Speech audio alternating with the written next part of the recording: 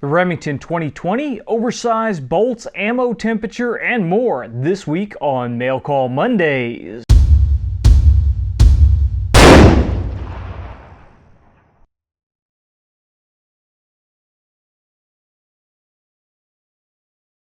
I'm John McQuay with 8541 Tactical, and this is Mail Call Mondays, the show that answers your questions about precision rifles, optics, and equipment.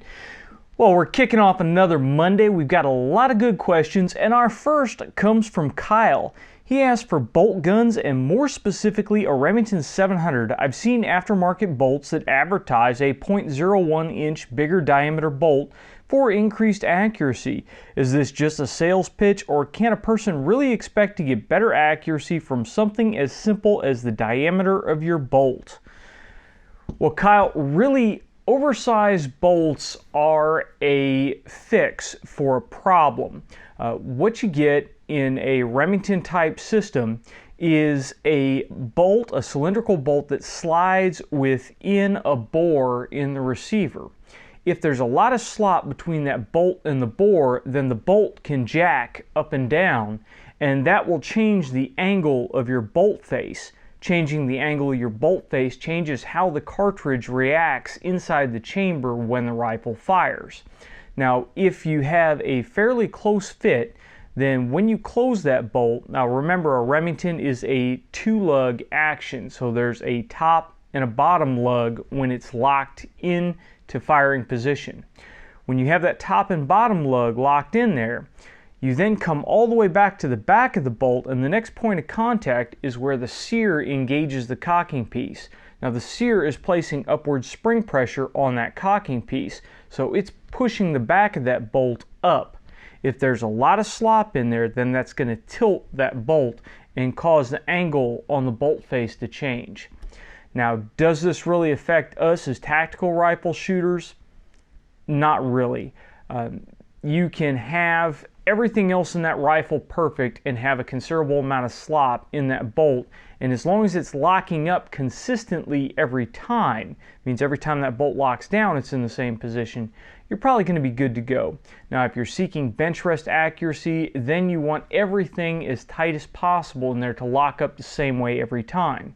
The problem that you run into is when we start getting into really tight tolerances and then we go out into the field, now we get grit, dirt, sand, ice, snow, all this other stuff inside that action, and it starts to fill up those tolerances, and then you're going to start having your bolt bind up. I would rather take a little bit of accuracy penalty, you know, a 1/10 of an inch kind of accuracy penalty, than worry about my bolt binding up and not being able to get a round chamber. So that's something to think about. Now, there are a couple of different options as far as that bolt fit. PTG offers custom fit oversized bolts, so you can measure your bore in your receiver and you can order a bolt from PTG to fit that. Some gunsmiths will sleeve a bolt. They turn down the diameter of the bolt itself, and then they will epoxy sleeves on the outside of that, and then they will in turn turn the sleeves down to fit the receiver exactly. So those are some options out there, but again, I reserve those for really the bench rest type stuff. If you're getting to the point where you're worried about the fit of your bolt inside your action, it may be time just to get rid of that whole action, sell it off, and buy a custom action from Surgeon or Stiller or any of the other great custom action manufacturers out there. John asks, ammo temperature.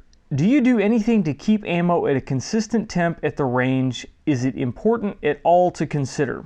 Well, John, it is something to keep in mind. At this point, I haven't done any tests on exactly how much temperature difference on the ammo does have an effect downrange or how much it doesn't, but to just kind of protect myself, I generally keep my ammo out of the sun. I won't let it sit and bake in the sun, but beyond that, I don't take any great huge steps to prevent the ammo from changing temperature. We're going to try to get into some ammo temperature tests later on, but without laboratory type equipment, we really run into problems getting some meaningful results. So what I recommend guys do when they're out at the range is just keep your ammo out of the sun, don't let it sit and bake, and you should be okay. On the cold side of things, the difference between ammo at 50, 60 degrees and ammo at 0 degrees is really not going to be that great. I'm more worried about the ammo getting extremely hot and raising pressures. Kyle asks, which chronograph will give you the most accurate results in less than ideal lighting? My SED 2 seems inconsistent unless it's absolutely sunny. Is an IR sky screen the answer? Well, Kyle, I run a relatively inexpensive shooting Chrony F1, and I don't really seem to have a whole lot of variance based upon the lighting conditions. I'm usually shooting in either sun or cloudy conditions with just the regular screens on that chronograph. Now, if you're really having problems or you really shoot in a bunch of varied lighting conditions, you may want to look at some of the new chronographs coming out, like the MagnetoSpeed chronograph. We haven't got our hands on one yet, but it actually measures the magnetic disturbance of the bullet passing over the chronograph. So it doesn't use any lighting conditions or any of that stuff. It just simply uses the magnetic field, and it straps right onto the muzzle of your rifle, so you don't have to worry about screens down range. For you guys that shoot on more crowded ranges, you don't have to worry about going down range to set something up, or the concern of somebody else shooting up your chronograph. Now, the disadvantage of those chronographs is you can't put them down range and get downrange velocities. You need to have that strapped onto the muzzle of your rifle. So if you're going to do something like the new Ballistic AE allows you to get downrange velocities and back into a BC, you really can't do that if you have the chronograph just at the muzzle. So those are some things to think about. Hopefully later on this year we'll be able to get our hands on one of the MagnetoSpeed chronographs and give it a run and see how well it works in varying different lighting conditions. POI Tactical asks, after all your years of experience, what would be your ultimate precision rifle? Money's not an issue, optics and all. Well, I think what my ultimate rifle would probably be would be an Accuracy International PSR. That whole deployment kit gives me a 308, 300 Win Mag, and 338, and then of course you can have barrels turned within those cartridge dimensions for whatever else you want. So I could have a PSR with a 308, 260, 243 barrel, a 300 Win Mag barrel, and a 338 barrel, and that would cover pretty much any kind of target that I would need to engage in precision rifle shooting until you get into hard target interdiction type stuff. Take a rifle like that, top it with something like a Bushnell XRS, throw in PVS 22 night vision scope, slap a Atlas bipod on the bottom, and you've pretty much got a system that will take care of just about any shooting need that I would have. So right now, and as new products come out, things change, but right now, that would probably be my ultimate setup. It would allow me to take care of just about anything that I would need to shoot. Ethan asks, my thoughts on Hornady Steel Match 308 ammo use in a bolt gun. Well, Ethan, I haven't had a chance personally to shoot the Hornady Steel Match. I've gotten some reports back from guys that I trust that say it is fairly accurate ammo. The thing about the Hornady Steel Match that you want to keep in mind is you can't really compare it to Wolf or Brown Bear or any of the other import steel ammo that's out there. The Hornady Steel Match uses a steel case, but it still uses a match copper jacketed bullet. You're not using some of the cheaper bimetal bullets out there that you see on the inexpensive blasting steel ammo. So you still get the performance of that match projectile, you just have a cheaper wrapper to hold everything before the bullet's fired. So I really would like to get my hands on some of the steel match and shoot it and see what kind of accuracy we get out of like the AI. I don't have any reservations about shooting steel cased ammo in a precision rifle. I do have reservations about shooting bimetal, anything that is non-copper bulleted in bulleted, anything that does not have a non-copper jacket in my precision rifles unless I know exactly how that material is going to affect the longevity of the barrel. So Hornady steel mats should be good to go. I would pick some up without reservation and shoot it. I just haven't had a chance to do an accuracy test on it yet. Jared asks, how light of a bullet can I accurately shoot out of a 308 with a 1 in 10 twist? Well, Jared, I have shot as light as 110 grain out of the 1 in 10 twist on my Noveske AR-10, and it did not perform to the extent that I would like out of a match bullet. However, I was shooting this to test law enforcement ammunition for a sniper role, and it shot accurately enough to accomplish that task. The thing that you run into is when you start to get into these really light 308 bullets is they get really short. Short bullets favor a slower twist. You can get away with 155 grain bullets in a 1 in 10 twist because the 155 grain match bullets like the Sierra 155 grain Palma or the Lapua 155 grain Cinar, those are longer bullets. They're almost the same length as 175 grain Match King. So those will work in a faster twist. Just when you get down into those light bullets, you don't have enough material to make a long enough bullet to favor the faster twist. So I would say for match rifle shooting, you can get down into the 155 grainers, but when you're going down to the 110 grainers, you're really starting to get to the bottom of what that bullet likes. Now, you can still stabilize them. It's really hard to overstabilize a 30 caliber bullet. You're just not getting the best performance out of those smaller, shorter bullets. So don't really worry about overstabilizing, just worry about what's best matched to that twist rate. John asks, shotgun or carbine in your duty car? John, I actually carry both. In fact, I carry 2 different rifles and a shotgun when I'm on duty. I have my AR-10, which is more of a designated marksman rifle. It gives me the 308 punch, the penetration ability, and the standoff range. And then for a CQB role, I carry my M4 with a suppressor and an aim point on it. I still carry the old Remington 870 12 gauge because it is a devastating weapon. It really works well if you have to do stuff around vehicles. It penetrates car glass just fine. It penetrates doors just fine. And our department allows us to carry slugs as well. So if I need to select slug, I have the ability to penetrate just about any of the body work on a vehicle. I can go through doors. I can go through most residential walls should the need arise and should there be a specific need for that. So really, I like options, and I like carrying each one of those so that I know what I'm getting into based upon the information I've given, and I can select the appropriate weapon at hand. Again, it's all about options. Now, in a perfect world, I could probably limit myself just to a compact 308 and then select the ammunition for the job at hand. The problem we run into is I am bound by department standard operating procedure and department requirements on what ammunition I carry. So I don't get to make the choices on the ammo that I carry. I have to carry what they've given me.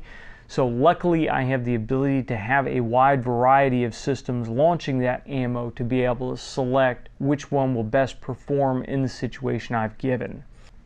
John's next question is, what's your initial impressions of the Remington 2020 system? Worth the money? I think it's a little lame that it tops out at 500 yards, but if it ran out to 1,000, I'd be more interested. Well, John, all I know is the same thing that you guys know on the current Remington 2020. I haven't been able to get my hands on the system, and for those of you who aren't familiar with it, we'll leave a link down below to Remington's product page on it. And basically, it's a collaboration between Remington Arms and Tracking Point.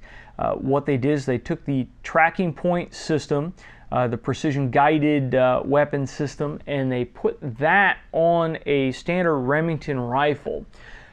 What it appears to me by reading the spec sheet and having actually used the Tracking Point system out at this year's SHOT Show is that Remington removed some of the features, shortened the range down so that it would apply more towards their rifles. And it really appears that they're trying to sell this more towards hunters. As John mentioned, the max range on the spec sheet tops out at 500 yards. Most of us can get 500-yard hits with a standard scope and rifle system fairly quickly, fairly accurately. I believe just looking at the overall system on the Remington 2020 system, they removed the tracking point trigger system.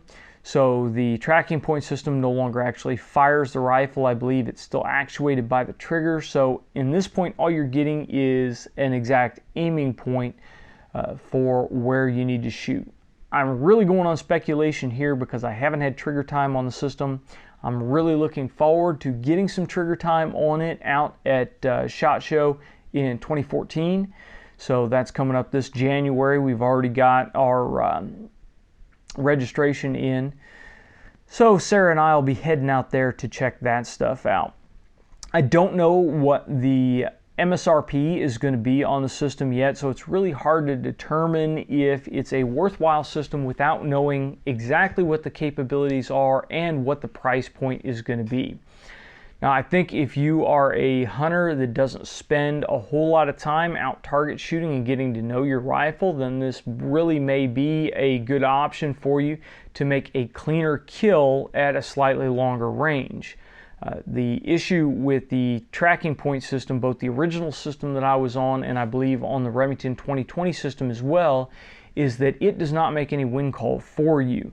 You still have to determine what the wind drift is. You have to dial that wind drift into the system, and the system will then make an accurate calculation on the ballistics based upon how many miles per hour you believe the wind is blowing from which direction. So really the skill is still in calling the wind. Rifle shooting, precision rifle shooting at long ranges, that is generally where the big skill factor has always been, is in calling the wind. I can look at a ballistic chart taped to my stock and get a really good idea of what my elevation setting should be for the range I'm attempting to engage the target at. That is science. The skill is determining the environmental effects on that bullet downrange where I can't actually feel them. I have to use my observation techniques, and I have to see what the brush is doing, what the mirage is doing, etc. So it'll be real interesting to see how Remington adapted the tracking point system to their product line. They've got a couple of different rifle systems out there. What I would really like to get my hands on is their AR-15 with the tracking point scope on it, which might make a very good varmint rifle where you have to engage at multiple distances quickly. That could be really interesting. So we'll have to see how this evolves, and when we get to SHOT and actually get some hands on, we will definitely get a video out detailing our experience with that scope. And John's final question is, what yardage is the ballistic limit for your 22 trainer? And John, I really don't have a ballistic limit for my 22. I generally don't shoot it at beyond 300 yards because I'm starting to max out the elevation on my scope with standard velocity ammunition. But 200 is still a good range for training when I'm trying to get into wind calls. I'll put a steel target out at 200 and really pay attention to what the wind is, because I'm not just trying to get a hit on the steel plate, I'm trying to hit it dead center. So I'll really try to make a good wind call, I'll try to adjust off of that and send the round down range. At 300 yards, again, you can still do the wind call stuff, but you're really getting into the extent of where that bullet is going unstable. So I don't do a whole lot of 300 yard shooting with my 22, but it's fun to get out there every now and again just to see what the system will do. 200 yards is good training, 300 yards is just fun. Kendall asks, what poundage do you shoot on your match rifle? And Kendall's asking about trigger pull weight. And my recommendations for trigger pull weight on a tactical match rifle is not to drop below 2.5 pounds. Most of my rifles are in the 3.5 to 4 pound range. If it's a 2-stage trigger, then the first stage and second stage combined is usually somewhere around the 5 pound range. I don't need super light triggers. I don't really want a super light trigger, especially since I shoot in varying weather conditions. We're starting to get into the cold months. We get out there and the range is wicked cold and we got a nice little breeze blowing. If I'm wearing gloves on my hands, that's putting an extra layer between the pad of my trigger finger and the trigger itself. And cloth, fleece, insulating materials, they have some sponge to them, so you don't get a very, very precise feel for that trigger.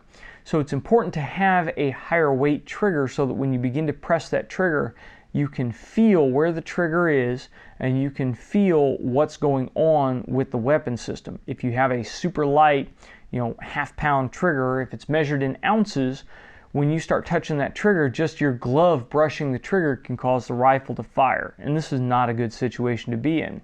Alternately, if you're one of these guys that likes to cut your trigger finger out of your gloves and you only shoot with the bare pad of your finger, you get out there and you stick that trigger finger out in freezing cold winds, then it starts to get numb really fast. You apply it to a metal trigger face. That metal trigger face acts like a magnet and sucks the heat right out of your finger.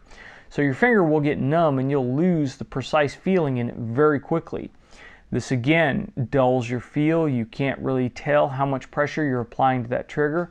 So it's important to have a heavier trigger to be able to really feel what's going on, to give you that feedback. My suggestion is keep it between 2.5 and 5 pounds. Don't go over 5 pounds because there you can cause problems with tremors and trying to cheat with using too much trigger finger and all this stuff. So 2.5 to 5 is where you want to keep it.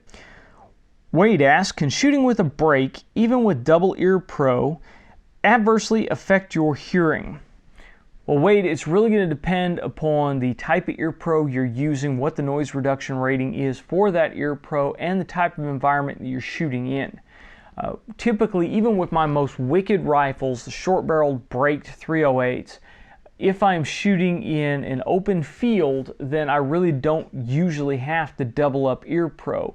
I've got enough soft ground vegetation stuff around me that does a better job of absorbing the sound energy than if I'm shooting on concrete and metal. Additionally, I don't really have walls or anything to reflect that sound energy back. Other than bouncing off the ground, the sound energy that goes out to the side can just keep traveling until it dissipates. So the environment has a whole lot to do about it. Now, if you're doubling up with maybe some substandard ear pro and you're shooting with concrete walls next to you or shooting inside of a vehicle, then yeah, you can run into some hearing damage with heavy calibers or short barrels and brakes. So it's really going to be up to you to determine your situation. If you're doubling up with the highest noise reduction rating ear pro that you can get, some really good foam plugs, some really good heavy duty earmuffs, then you're probably going to have done as much as you can possibly do at that point to protect your hearing. I've never run into a situation where wearing good plugs and good muffs where I've gotten any ringing in my ears after firing a shot, even inside of vehicles. But that is generally what I use to determine my comfort level in shooting. If I fire a shot and I have ringing in my ears afterwards, other than the tinnitus that I always hear, if I have increased ringing in my ears, then I stop, analyze the situation, and try to develop a better strategy to reduce that sound noise. It just really, I'm not a hearing expert. I've just done enough damage to my hearing over time that I'm really adamant about maintaining the hearing that I currently have. So you guys should be too. Double up when you're shooting in anything that you think is going to be an increased noise environment. Edward asks, if you could only carry one IWB holster, which one would it be? Well, Edward, that's a really difficult question because I have different firearms that I carry in different situations, and each one of those has a different holster for it.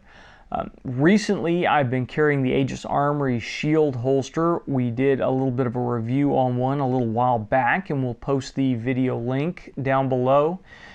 That holster has worked for me very well. It's a hybrid Kydex and leather inside the waistband holster with quite a few different carry options on it. You can carry it inside the waistband or you can carry it outside the waistband.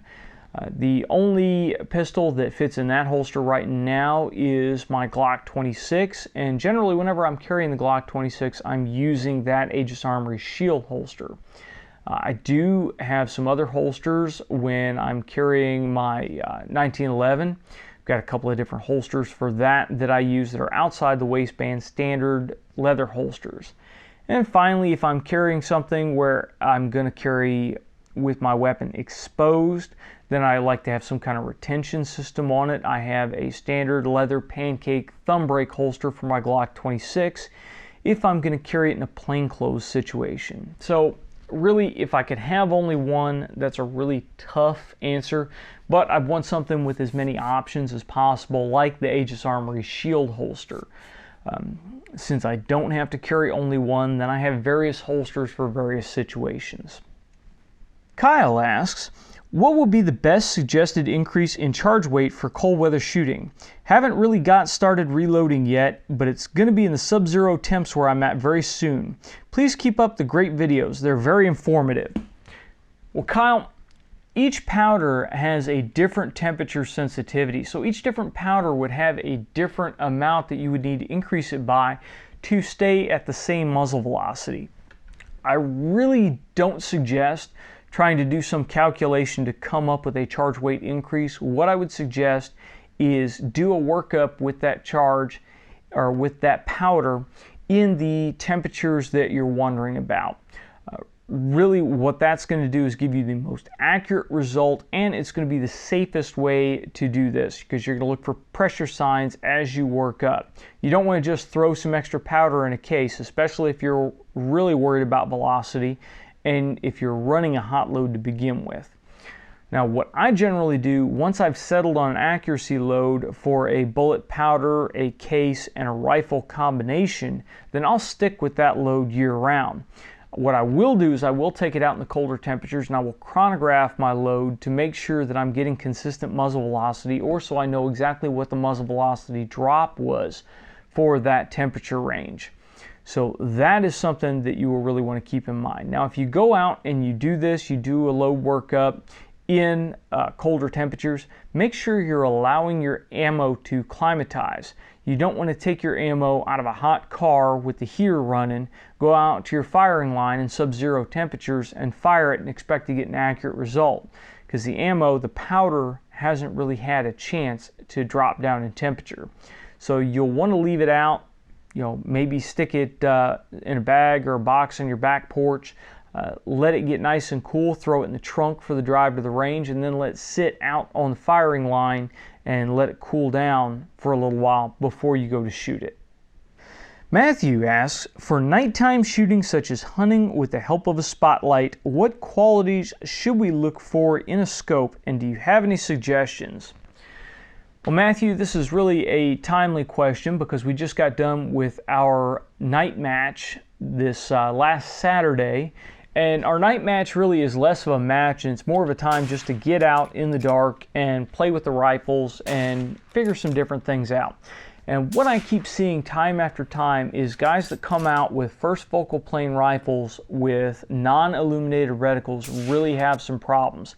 Even if we're lighting the targets downrange with like a flashlight, when you dial that reticle or dial that magnification back, that reticle gets really fine and it really starts to lose detail on cluttered backgrounds or dark backgrounds. So first and foremost, you really want an illuminated reticle. If you can't afford a scope with an illuminated reticle, then you want to stick with a second focal plane scope. Second focal plane scopes, the reticle tends to be a little bit bolder in that scope, and the reticle thickness does not change based upon the magnification. So you can dial your scope down to get that larger exit pupil, to get more light transmission through the scope and still have a nice thick reticle. Now that brings us to the next thing. If you see some of these cheap scopes out there that really have a high maximum magnification power, what you will find is when you dial that maximum magnification up, the sight picture gets dim.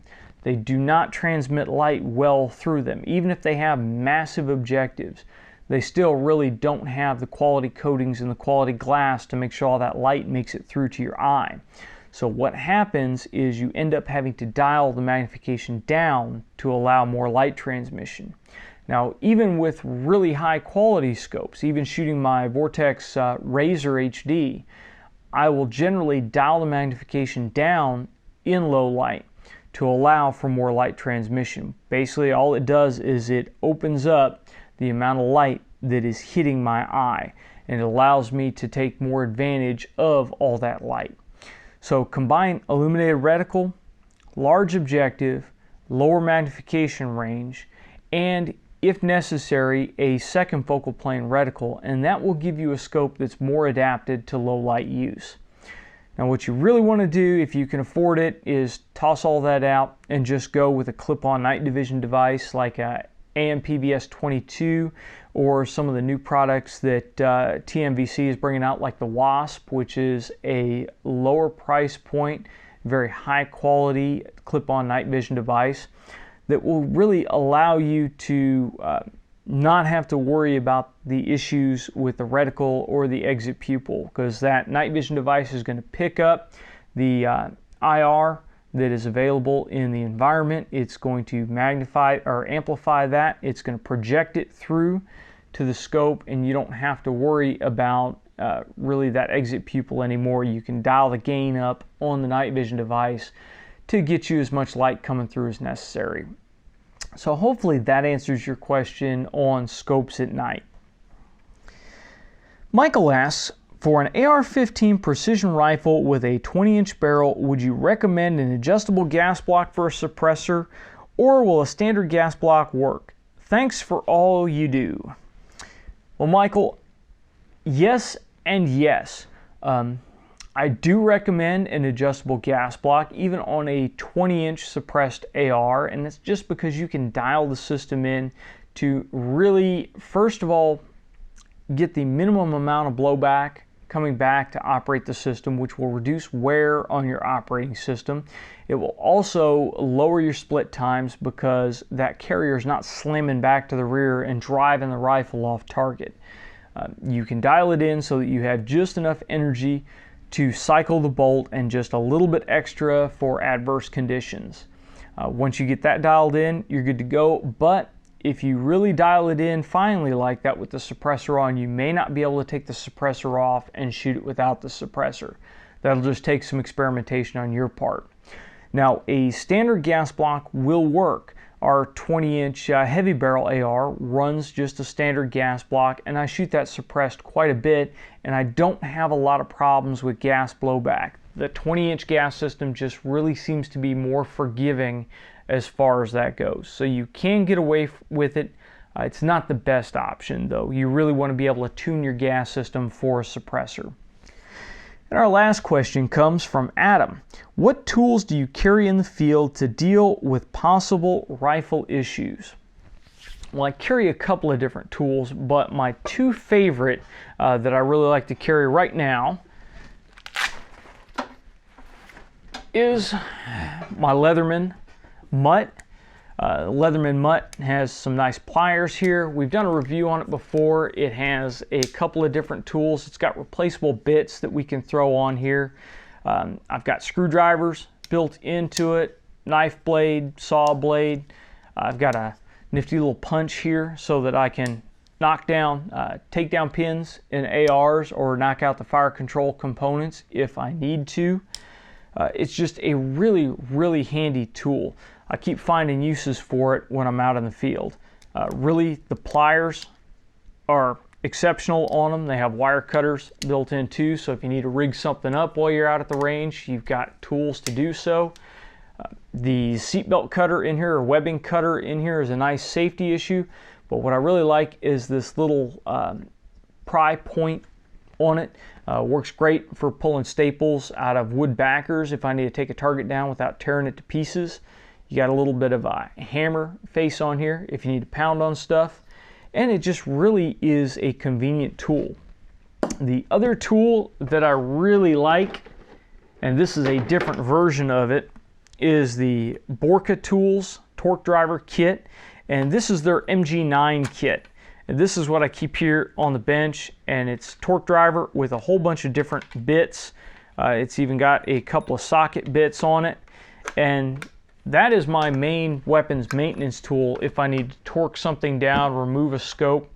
I have a version of this that I carry that's rolled up in a pouch in my field bag. It has just a few less than the full MG9 kit, and that works great in the field. I actually have a couple of them here. Eventually, when I get some pouches sewn up for them, we'll throw them up on our store and we'll get those sent out. I just haven't had time to do that here lately.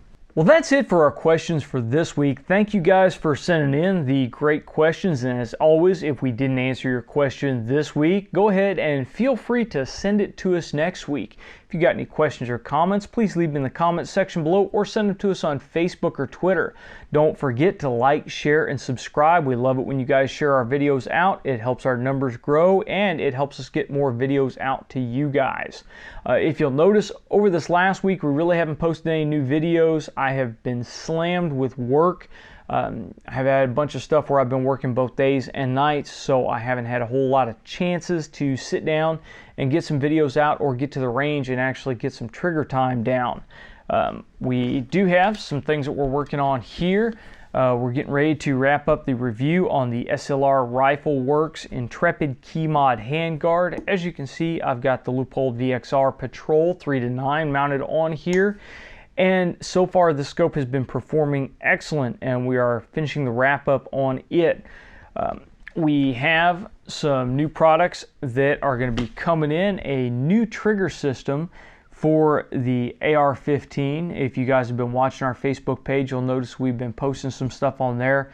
So this new trigger system is very interesting, and we will really be interested to get that on. It's called the HyperTouch 24E, and it's made by a company called Hyperfire, and I haven't seen a lot of information out there on them. So we'll be happy to get this out and run it in and see how that trigger works. It's going to take a couple of weeks for us to get that in and get some trigger time on it. So be patient on that, but you'll see some blurbs coming out. It's really important that you guys follow us on Facebook and Twitter, because when we don't have time to get videos out, we will push stuff out on there. When we post new information on our blog, we will also cross-link it to our Twitter and our Facebook account. So keep an eye on the blog at 8541tactical.com and our Twitter and Facebook pages. And until next time, get out and shoot!